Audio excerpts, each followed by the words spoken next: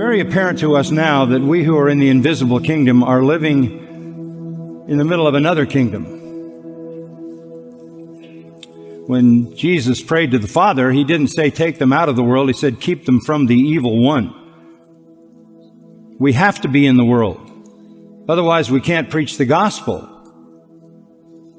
So we are this invisible kingdom in the middle of a visible kingdom that is getting more wicked all the time. Wherever you have a society suppressing truth, it necessarily then is characterized by ungodliness and unrighteousness.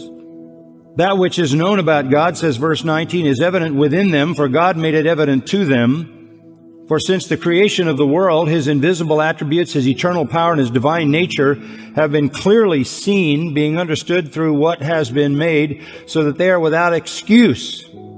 God has revealed himself to the degree that man is without excuse if he doesn't acknowledge the existence of God. And when men suppress that knowledge in ungodliness and unrighteousness, a kind of wrath comes out of heaven. This wrath is for those, verse 21, who knew God, did not honor him as God or give thanks. It comes on a society that inexcusably turned against the living God who is the creator of all. And in the case of our society, turns against the revelation of Scripture which has been available to everyone. Though they knew God, that is, they knew God existed because it was clear in the creation and in the Scripture, they did not honor him as God or give thanks. They became empty in their speculations. Their foolish heart was darkened. Professing to be wise, they became fools. They exchanged the glory of the incorruptible God for an image in the form of corruptible man and of birds and four-footed animals and crawling creatures. You might say that's ancient animism. You might also say it's modern environmentalism. So how do you know when this wrath is operating? You know when a society turns from God that had the knowledge of God, but by creation and Scripture, when they give up on the truth of God and exchange God for a materialistic, secular worldview. That form of social, national, cultural apostasy leads to God giving them up, turning them over. And what does that look like?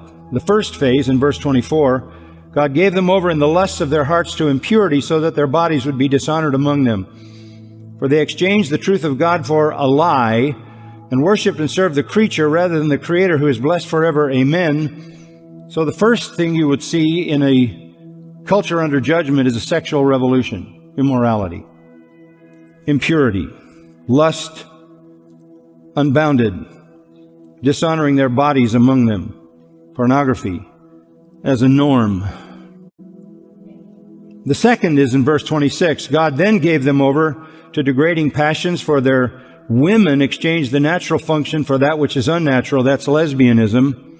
And in the same way, also the men abandoned the natural function of the woman and burned in their desire toward one another, men with men committing indecent acts and receiving in their own person the due penalty of their error, and that might be AIDS. So first you'll have a sexual revolution when God's wrath is unleashed on a society that turns against him. Secondly, you'll have a homosexual revolution. Sound familiar? Verse 28 says there's a third step. Just as they did not see fit to acknowledge God any longer, God gave them over to a depraved mind. That's a mind that doesn't function. There's a kind of insanity. And what comes out of that kind of insanity that we're seeing now, where you're not even dealing with reality? We're making laws to make the insane feel normal. What comes out of that? All kinds of things that are not proper, all unrighteousness, wickedness, greed, evil, envy, murder, strife, deceit, malice, gossip, slander, haters of God, insolent, arrogant, boastful, inventors of evil, disobedient to parents, without understanding, untrustworthy, unloving, unmerciful. Verse 32 says the insanity is so severe that though they know the ordinance of God, how do they know it? Because it's built into the fabric of their humanity. The law of God is written in the heart. And in our case, they've had the Bible. And even though they know the ordinance of God, that those who practice such things are worthy of death, they not only do the same, but give hearty approval to those who practice them. They make them legal. Why are we where we are? Because we're under this wrath. This is not just us. Acts 14 says God has allowed all the nations to go their own way. This is the cycle of human history. We're now in an evil kingdom. The kingdom we're in is so evil that God's wrath has been unleashed. We've been living in it for a number of decades now, from the sexual revolution through the homosexual revolution to the reprobate mind where you can't even think straight and reality and fantasy are mingled. The evil kingdom holds its power by one thing: lies. And that's what Paul said. They exchanged, verse 25, the truth of God for a lie. The evil kingdom gains its power by lies. It holds its power by lies, by suppressing the truth. What the evil kingdom fears most is truth. Truth. The kingdom of darkness, the evil kingdom, has a ruler. Jesus said to religious Jews who had rejected God, John 8:44, "You are of your father the devil, and you want to do the desires of your father. He was a murderer from the beginning and does not stand in the truth, because there is no truth in him. Whenever he speaks the lie, he speaks from his own nature, for he is a liar and the father of lies. But because I speak the truth, you do not believe me." Verse 47, "He who is of God hears the words of God. For this reason you do not hear them, because you're not of God." If you're in the evil kingdom, the kingdom of darkness, Satan, the archetypal liar, propagates lies through that kingdom, and that's really all you can believe, because you have no capacity to believe the truth. So what threatens the kingdom of lies is truth. The liar's history is pretty well known. God created Adam and Eve, put them in the garden, gave them a command. Satan showed up, the liar, and told Eve, God lied. You're not going to die. God lied to you. She believed the liar, and the whole human race fell. Now, the Apostle John says the whole world lies in the lap of the evil one. The lap of the evil one is a lap of lies. By the way, it's an interesting note when you come to the end of the book of Revelation, Revelation chapter 22:15, and we're in eternal heaven. It says the liars are outside for the first time in redemptive history, and forever. Heaven will have only the truth. The truth is the only power against the lies. Chapter 5 of Isaiah, verse 20, "Woe to those who call evil good and good evil, who substitute darkness for light and light for darkness, who substitute bitter for sweet and sweet for bitter." That's what happens. The evil kingdom switches everything. Everything is inside out and upside down. So we are now in an overturned morality. This society is making laws to normalize, justify sins, blatant sins. Now, if you disagree with this, you're a danger. You're breaking the law. You're homophobic, transphobic. You need to be silenced. You need to be terminated. You need to be marginalized. Maybe you need to be silenced altogether or removed. Laws are being made to criminalize righteousness. Laws are being made to silence, terminate truth speakers. Half of the states in America have such laws. To speak the truth is the greatest threat. They define it as hate speech, personal animus, and now, as I said, domestic terrorism. So the trend here is exactly what Romans 1 said. It's ungodliness and unrighteousness, godless paganism, hating God, hating Christ, hating the Scripture, hating the true church, and fearing the truth. I'm afraid that masks are a perfect training ground to teach people how to confront behavior they don't like And that can easily transition when they're sent out to find Christians and confront that and report that as well. Satan is the liar king. He's the liar king. He has a massive supernatural force of demons against whom we wrestle.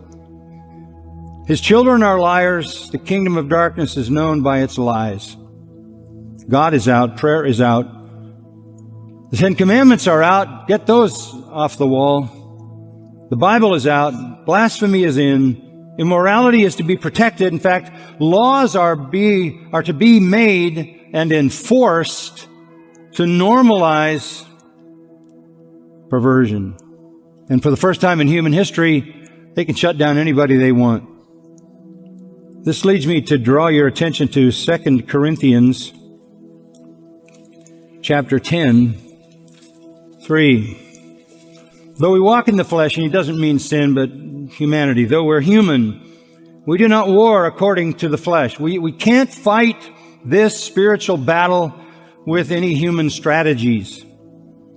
The weapons of our warfare are not human, but divinely powerful for the destruction of fortresses. We've got to realize that we're assaulting fortresses. That's the word for palaces, forts, prisons, and tombs. We're assaulting massive stone edifices. We have to destroy them. And we don't expect to do that with human ingenuity and human strategy. What are these fortresses? He says in the next verse, we're destroying logismos, ideas, ideologies, philosophies, speculations. We are destroying lies because they are defined further as every anti-God idea, every lofty thing raised up against the knowledge of God. We as a church in the world have the responsibility to assault the fortresses of lies. Why we're here. To smash down every idea raised up against the true knowledge of God. And then on the positive, take every thought captive to the obedience of Christ. That's magnificent language, isn't it? We turn people from lies to the truth. That's why we're here. So do you understand what a threat we are? We exist in the world for one purpose, and that is to expose the lies and to bring the truth. And when lies dominate the kingdom at every point, and when they are basically the foundation of the society's laws, we are not tolerable. But we are the kingdom, and the kingdom is here because the king is here. God is our king. Psalm 47:7, God is the king of all the earth. Psalm 74:12, God is my king. Psalm 45:6, your throne, O God, is forever and ever. A scepter of uprightness is the scepter of your kingdom. Psalm 10:16, the Lord is king forever and ever. Jeremiah 10:10, but the Lord is the true God. He is the living God and the everlasting King. The nations cannot survive his indignation. Isaiah 33:22 says, the Lord is our judge, the Lord is our lawgiver, the Lord is our king. He will save us.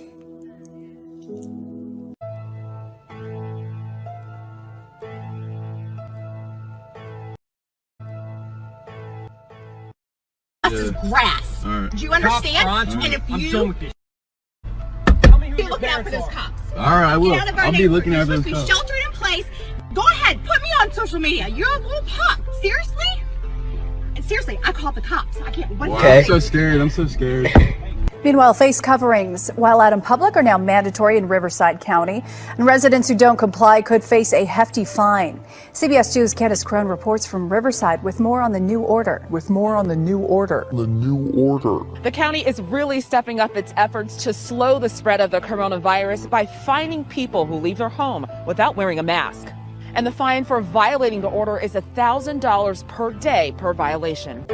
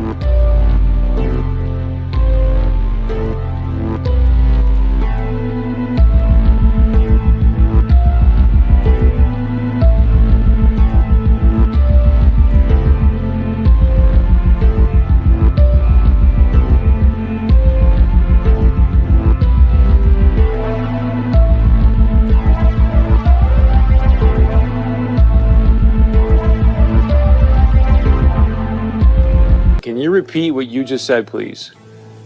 Well, last Friday, I received a 7-page document that sort of told me that if I had an 86-year-old patient that had pneumonia but was never tested for COVID-19, but sometime after she came down with pneumonia, we learned that she had been exposed to her son who had no symptoms, but later on was identified with COVID-19, that it would be appropriate to diagnose on the death certificate COVID-19.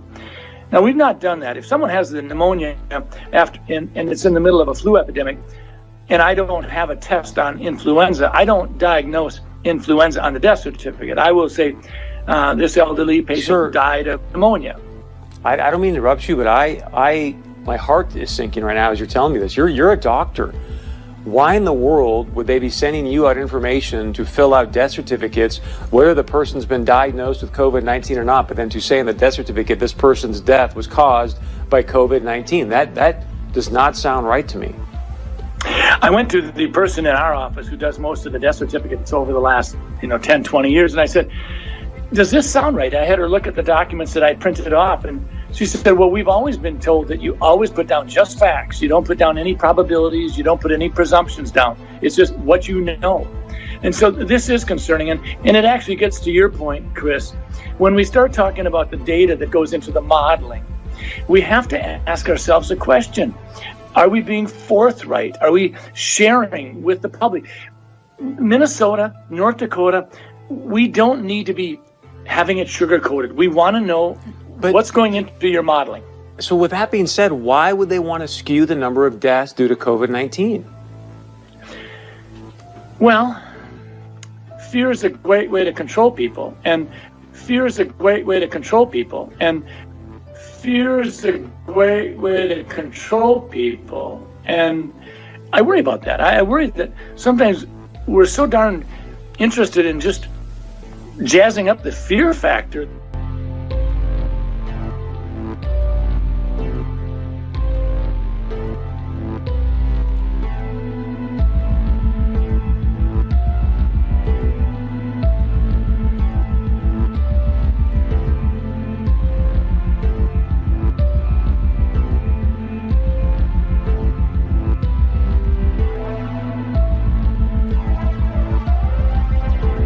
The only answer to the current health and economic disaster is to effectively suspend capitalism. Stop pretending like we're still living in free market Wall Street rules America. We're not. And the best way to deal with this is to explicitly suspend those rules of capitalism and all the BS mythology that comes with it. Suspend all debt collection, foreclosures, evictions, credit report hits, all of it. The fairy tale about how we can pay it back if only we're good little boys and girls, that has been completely demolished.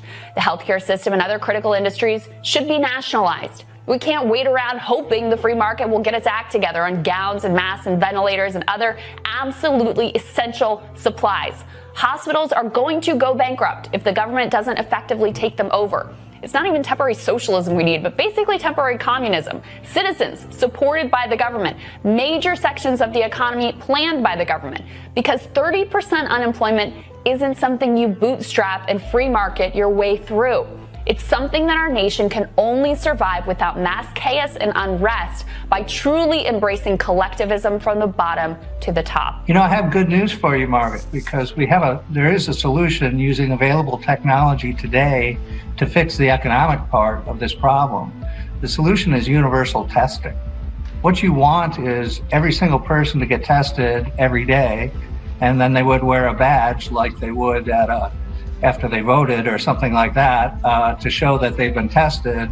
This would immediately sort out who's been infected and who hasn't been infected. That would help the healthcare sector, but it would also help the economy because we could interact with each other with a lot of confidence. Eventually, what we'll have to have is certificates of who's a recovered person, who's a vaccinated person, because you don't want people moving around the world where you'll have some countries that won't have it under control. Sadly, you want to completely block off the ability for those, people to go there and come back and move around. They have to get the shot. The vaccinations are so important.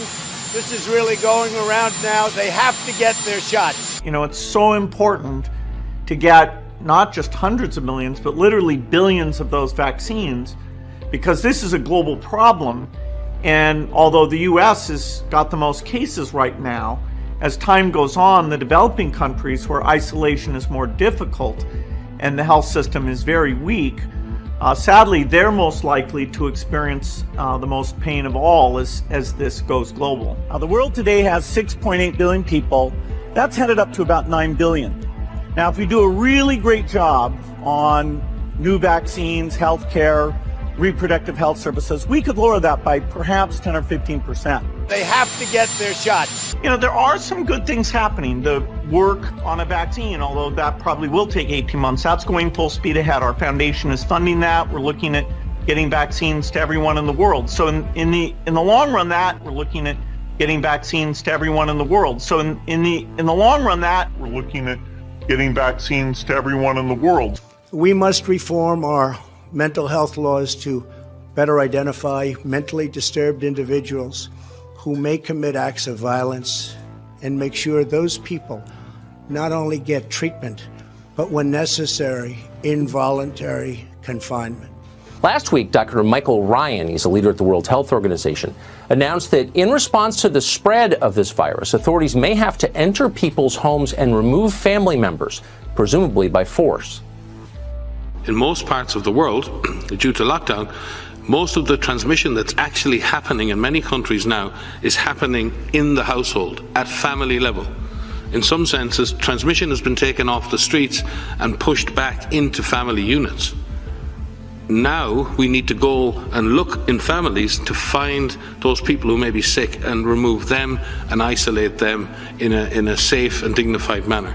We need to make sure that everybody continues to let us know where those folks are.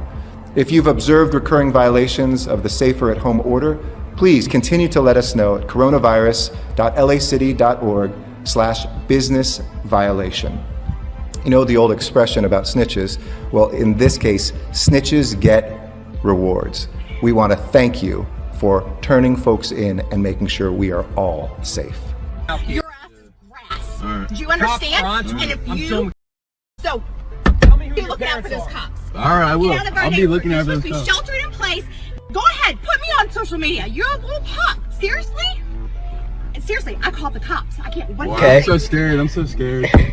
Some 911 centers have seen a spike in calls from people reporting others for violating executive orders and guidelines on social distancing. But as 9 and 10's Bill Freilich reports, not every call is an emergency. He continues our team coronavirus coverage. 911 centers are busy taking calls, but not for the usual reasons. That even happens with small groups. Take this report of a crew working on a lawn for the second day in a row. It turned out to be a brother and sister working in the yard. What does opening up look like? Which activities like schools, have such benefit and can be done in a way that the risk of transmission is very low? Yeah. And which activities, like mass gatherings, may be, in a certain sense, more optional. And so until you're widely vaccinated, those may not come back at all. With nice weather and some good surf, many people left their house today to go to the beach. Here's what Sandy Beach Park looked like earlier this afternoon. Now, beach parks across the state remain closed, and while you can conduct ocean activities in the ocean and work out on a beach if you'd like, things like sunbathing can get you in trouble. And as Nikki Schenfeld finds out, some police officers aren't giving out warnings anymore. Some people are still confused about what is and what is not allowed at the beach. People are still coming out to enjoy it, and those that are having to pay a hefty price. More and more people are now getting cited for hanging out at the beach. On Maui, officers issuing citations to people laying out at Napili Bay. MPD also sharing this photo of officers getting ready to let beachgoers know they have to go. Police statewide said they spent the last week warning people of the new rules. Once your feet touch the sand, you must be exercising, walking or running, or walking towards the ocean for an ocean activity like surfing. What's not allowed is sunbathing, setting up a towel, chair, or umbrella, reading a book, or sitting on the beach. But this was Lanikai today. KPD tells me they issued 3 citations on Friday to people who were sunbathing and hanging out at the beach. Fines for violating the stay-at-home order are up to $5,000 or 1 year in jail. Anyone cited for violating the stay-at-home order will also have to appear in court and explain to a judge their reasoning for being out during an emergency proclamation. California is granting early release to 3,500 inmates in an effort to reduce crowding. Fines for violating the stay-at-home order are up to $5,000 or 1 year in jail. California is granting early release to 3,500 inmates in an effort to reduce crowding. Fines for violating the stay-at-home order are up to $5,000 or 1 year in jail. Despite a safer at-home order, this live-stream video of a Tampa, Florida church service has ignited outrage, showing a crowded sanctuary. The church saying they should be considered an essential service. People have gone totally crazy. As the president said, he wants to get everybody back worshiping God come Easter Sunday. That needs to happen. President Trump has now changed that timeline, and that pastor now arrested for failing to follow the stay-at-home order in his county. His reckless disregard for human life put hundreds of people in his congregation at risk, and thousands of residents who may interact with them this week in danger.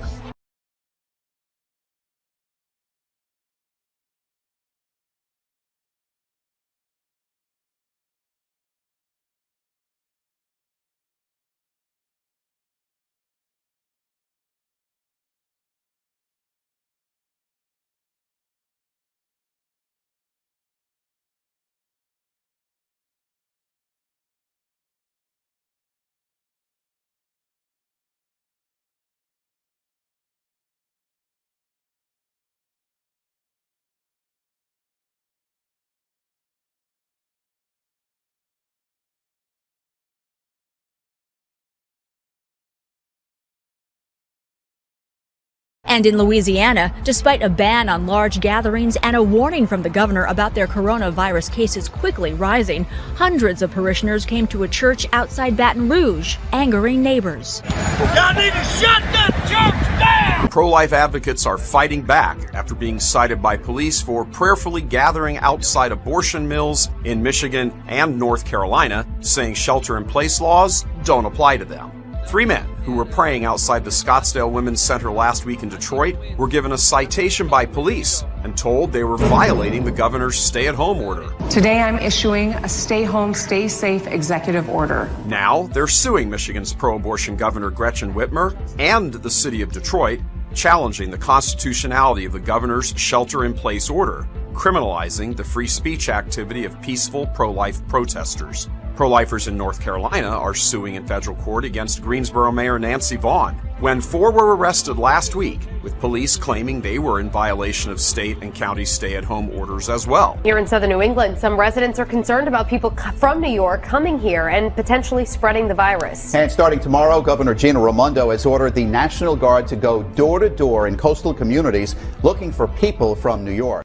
I stay alert, just like Boris suggested. No need to roam. Don't wanna get arrested.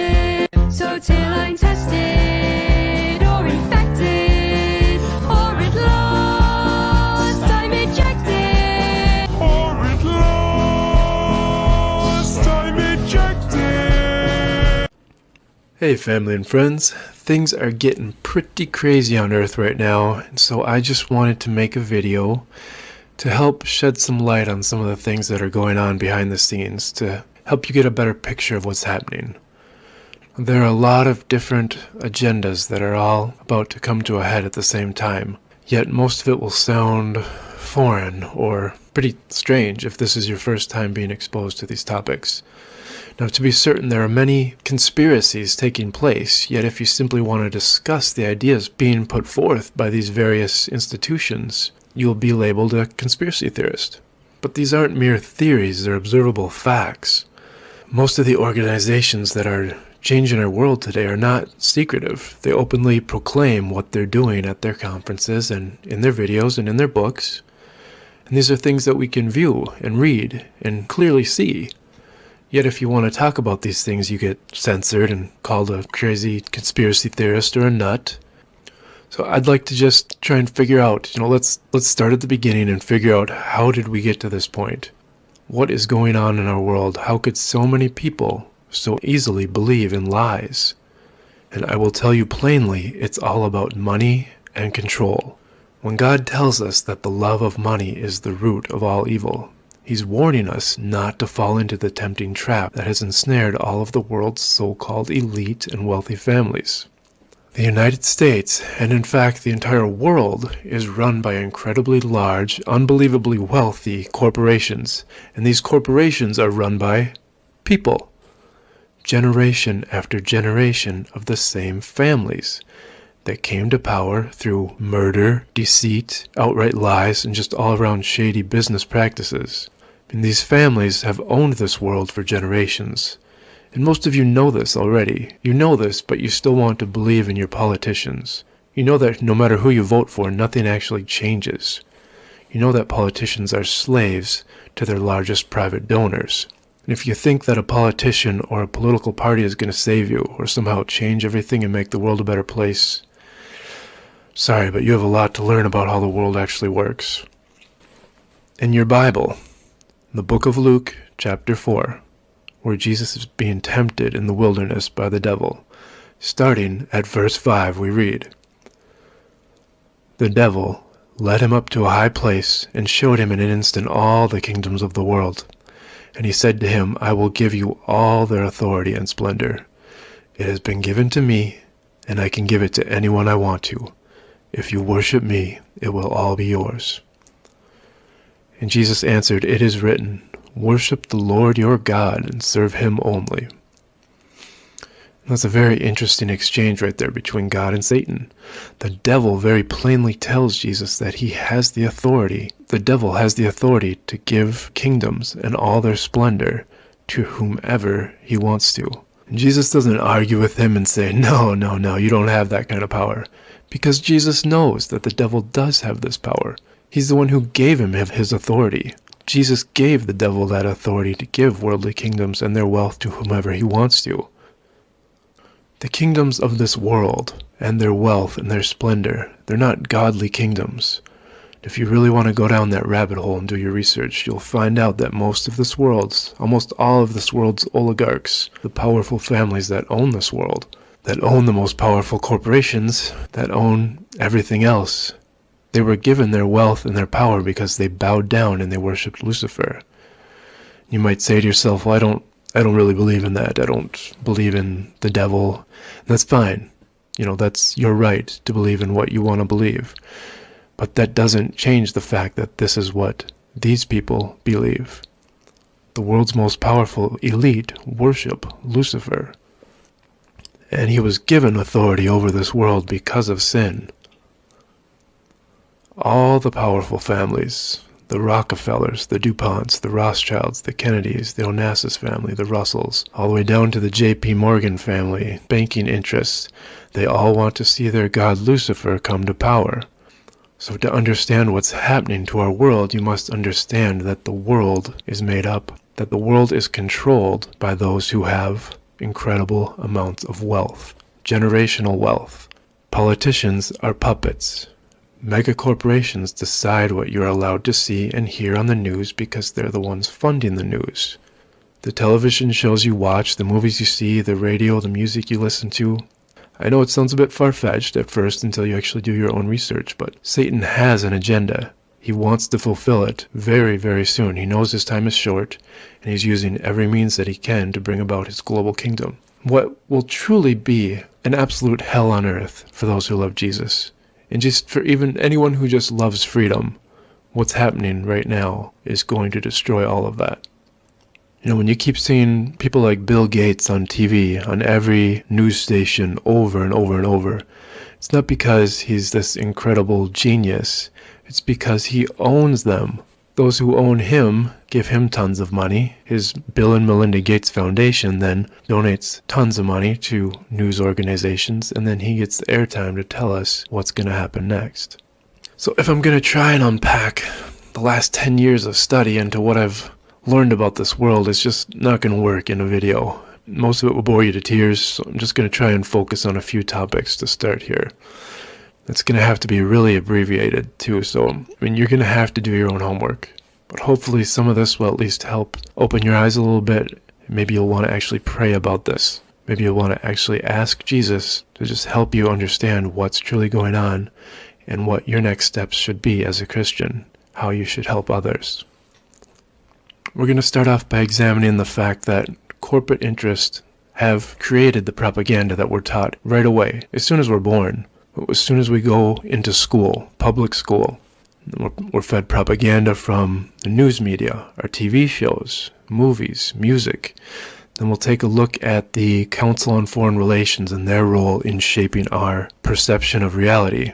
And then we'll zoom into what's happening right now, the supposed massive death toll from COVID and supposedly overcrowded hospitals and overworked hospital staff. We'll plainly see that the hospitals are not crowded. The staff at many hospitals was reduced because nobody was there. A lot of hospitals were shut down because they had so much free time from nobody in the hospital. We'll see the fact that a lot of nurses and doctors were spending their time coming up with choreographed dances for TikTok during the supposed crisis. We'll see that the only reason people were actually getting sick was from massive incompetence from people in hospitals not knowing what they're doing and sticking people on ventilators because hospitals are incentivized to do so. They make a lot of money doing this. As most of you who have studied this topic already know, ventilators don't help people when they don't need them. We'll plainly see that the media has lied to us to make it seem like this is a pandemic. We'll watch some clips from Event 201. If you're not familiar with Event 201, it was a staged event from back in October of 2019, right before the coronavirus was, this whole so-called outbreak happened.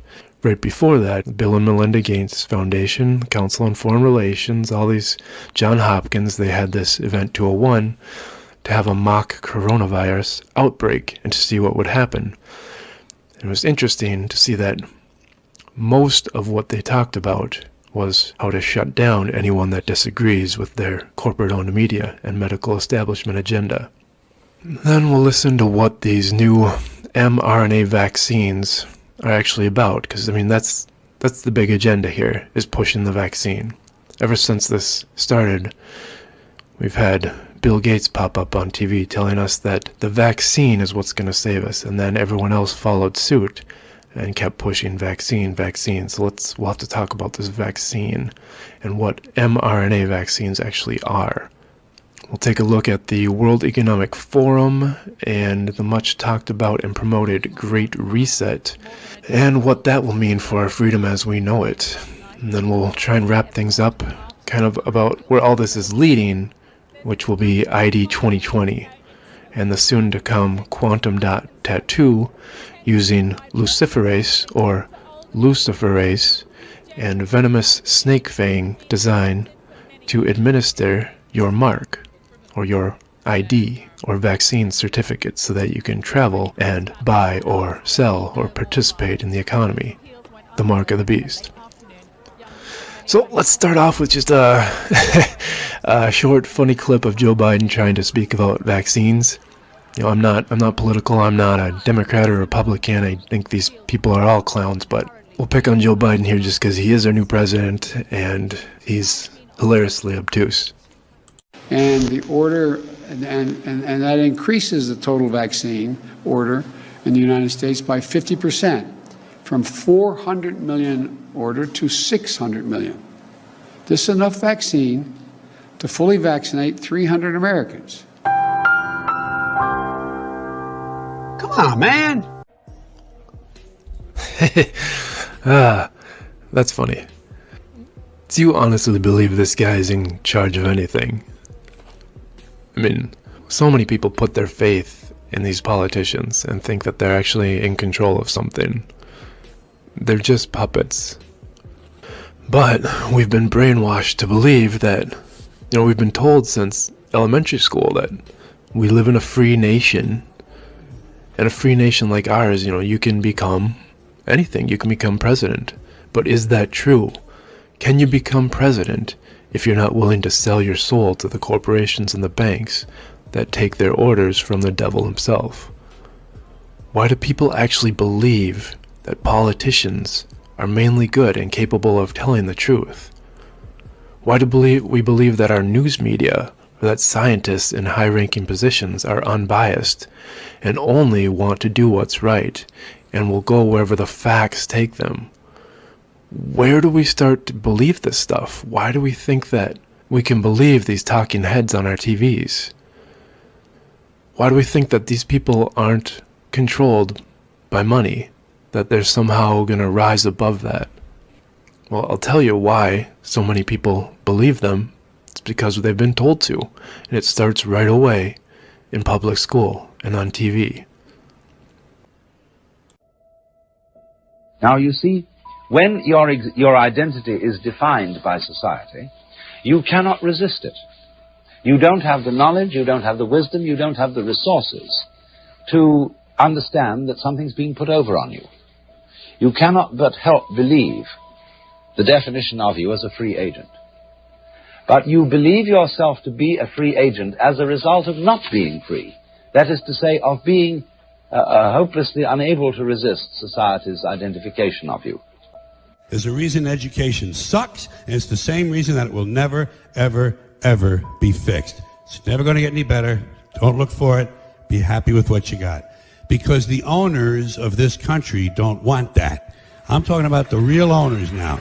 The real owners, the big wealthy business interests that control things and make all the important decisions. Forget the politicians. The politicians are put there to give you the idea that you have freedom of choice. You don't. You have no choice. You have owners. They own you. They own everything. They own all the important land. They own and control the corporations. They've long since bought and paid for the Senate, the Congress, the state houses, the city halls. They got the judges in their back pockets. And they own all the big media companies, so they control just about all of the news and information you get to hear. They got you by the balls. They spend billions of dollars every year lobbying to get what they want. Well, we know what they want. They want more for themselves and less for everybody else. But I'll tell you what they don't want. They don't want a population of citizens capable of critical thinking. They don't want well-informed, well-educated people capable of critical thinking. They're not interested in that. That doesn't help them. That's against their interest. That's right. They don't want people who are smart enough to sit around the kitchen table to figure out how badly they're getting by a system that threw them overboard 30 years ago.